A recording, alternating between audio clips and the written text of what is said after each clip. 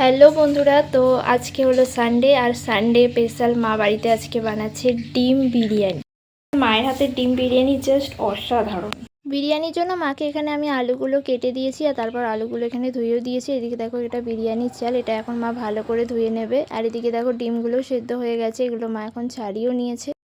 এখানে মা তেল ঢালছে কড়াইতে, এখন আলুটা ভাজা হবে। আচ্ছা মা, এটা কি সেদ্ধ করা হয়েছে? হ্যাঁ, হলুদ দিয়ে ভালো করে সেদ্ধ করেছি।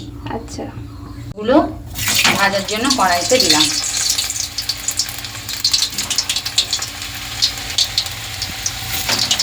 এখানে মা বেরেস্তার জন্য পেঁয়াজগুলো ভালো করে ভেজে নিচ্ছে। আর এদিকে দেখো আলু ভাজা কিন্তু হয়ে গেছে। এখন আমি দিচ্ছি কড়াইয়ের মধ্যে আদা, জিরে, রসুন, পেঁয়াজ বাটা। এর মধ্যে টমেটো কুচি দিয়ে ভালো করে মশলাটা কষিয়ে দিই। এখন আমি বিরিয়ানির ভাতটার উপরে আলু আর ডিম কষাটা দিয়ে দিলাম।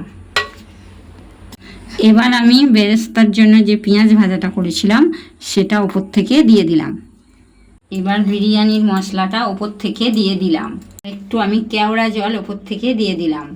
এরপর দিচ্ছি আমি গোলাপ জল, আর দিচ্ছি আমি একটু মিঠা আতর। ঘি দিচ্ছ তাই তো? হ্যাঁ, ঘিটা ওপর থেকে ছড়িয়ে দেবো ভালো করে।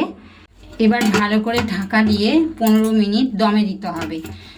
স্যালাডের জন্য এখানে আমি এখন শসা কাটছি, আর এটা নতুন স্টাইলে কাটছি। এটা আমি ফোনে দেখেছি, জানি না কেমন হবে। প্রথমে একটা কাঁটা চামচ দিয়ে এইভাবে লাইন বাই লাইন কেটে দিচ্ছি। ফোনে যেরকম দেখালো সেরকম হয়নি, যাই হয়েছে হয়েছে। এখন চলো এগুলো তাড়াতাড়ি করে কেটে নিই। এখন যা হয়েছে তাই খেতে হবে। এখানে আমার শসা কাটা হয়ে গেছে, আর মা পেঁয়াজগুলো আগেই কেটে রেখেছিল, তাই আমি এগুলোকে এখন এক জায়গায় করে দিলাম। 15 মিনিট দমে দেওয়ার পর এবার দেখছি কেমন হয়েছে।